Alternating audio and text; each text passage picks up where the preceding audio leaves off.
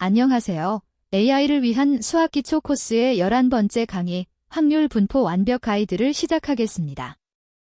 이 영상에서는 데이터 과학과 머신러닝의 핵심이 되는 확률 분포를 초급 개발자도 쉽게 이해할 수 있도록 설명합니다.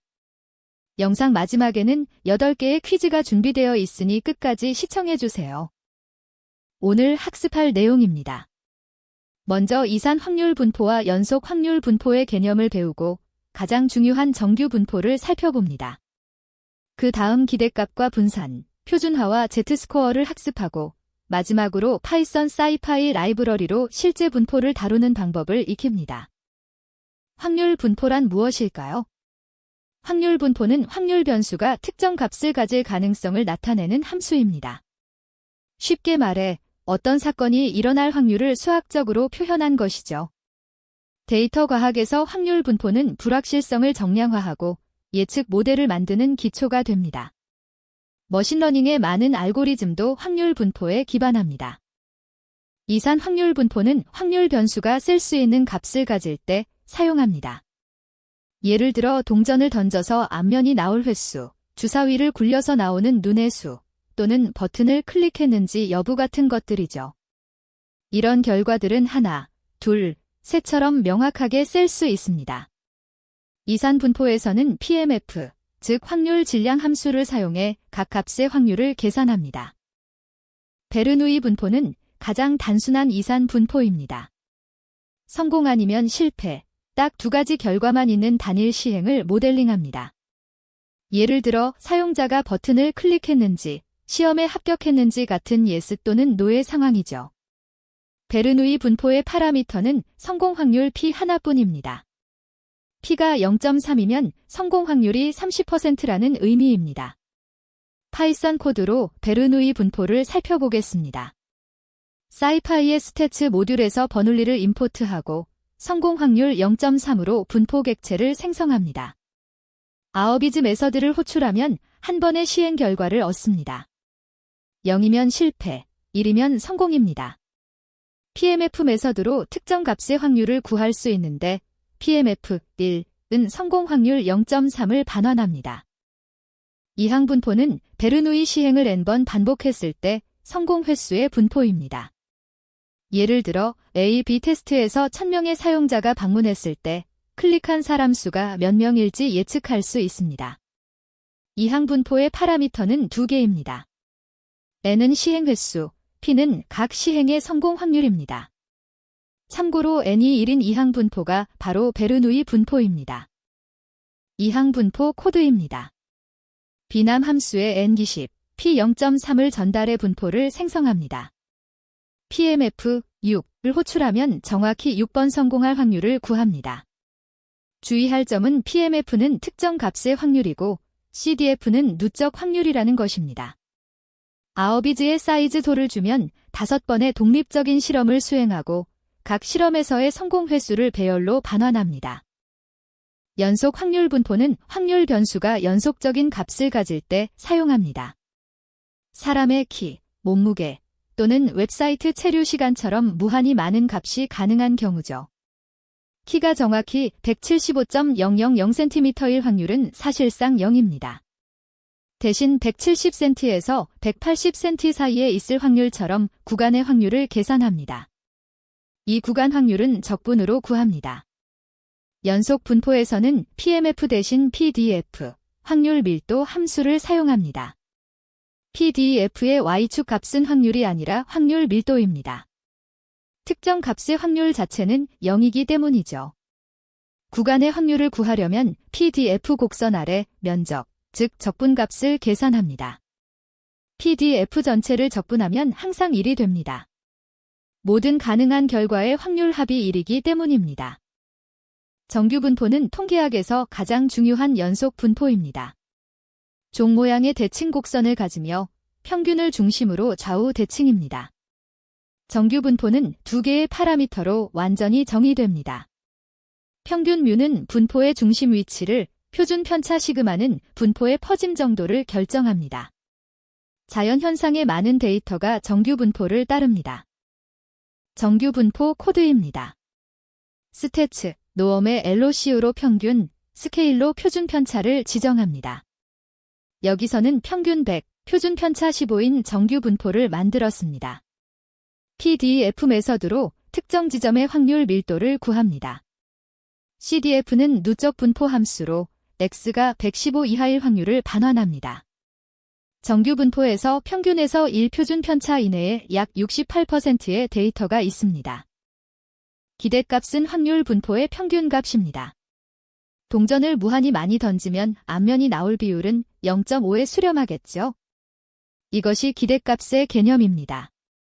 이산 분포에서 기대값은 각 값의 그 확률을 곱한 것을 모두 더해서 계산합니다.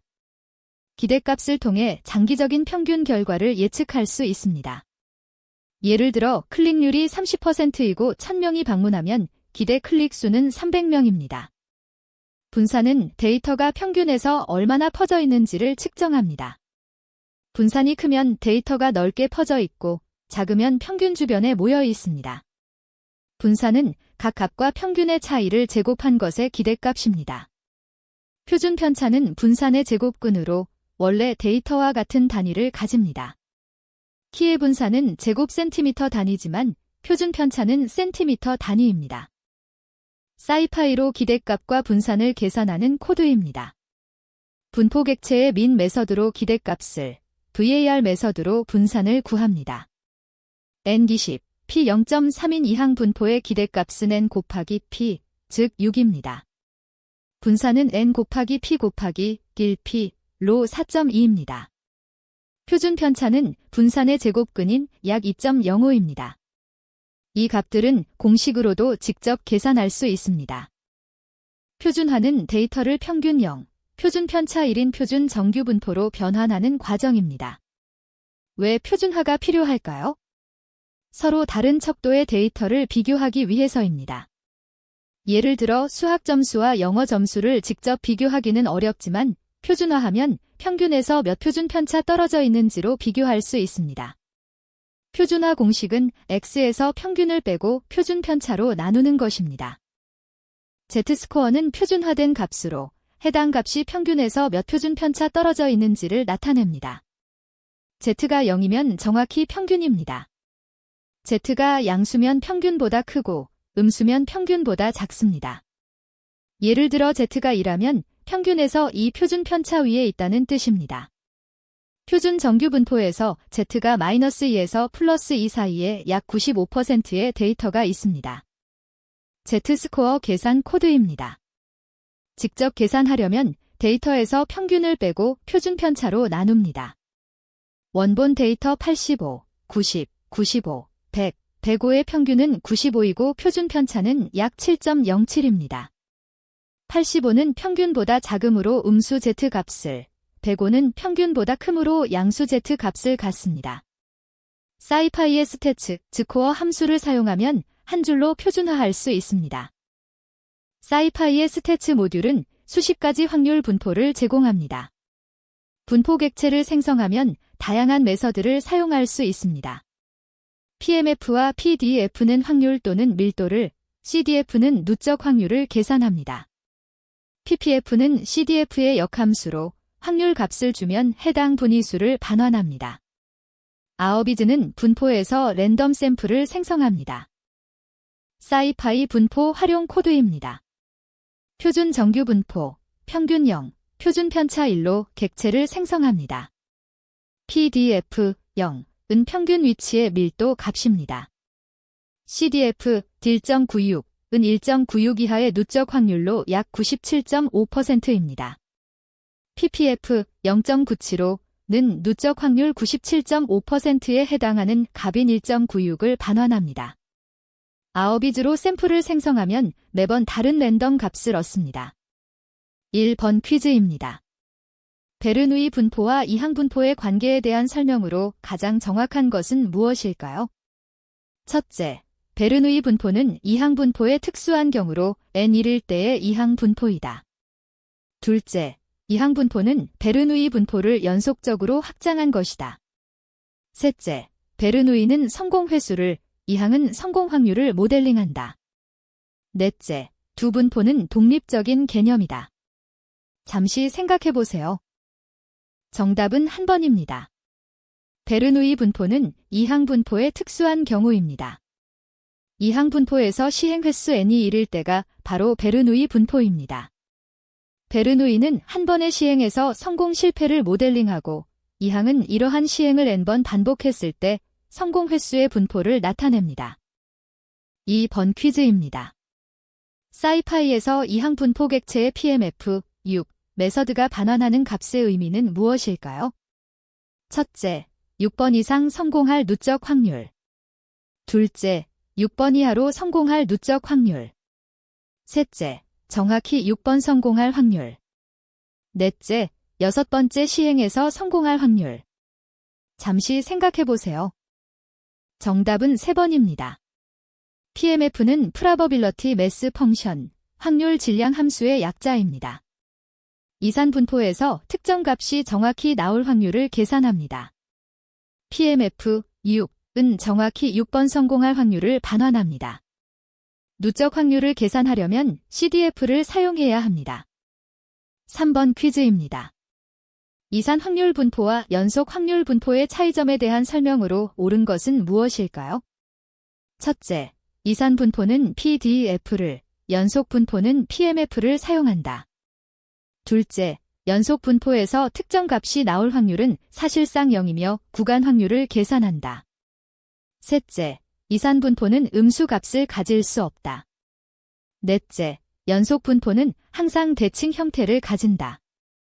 잠시 생각해보세요. 정답은 2번입니다.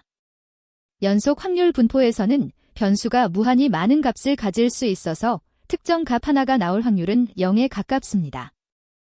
그래서 정확히 175cm일 확률 대신 170에서 180cm 사이일 확률처럼 구간에 속할 확률을 계산합니다.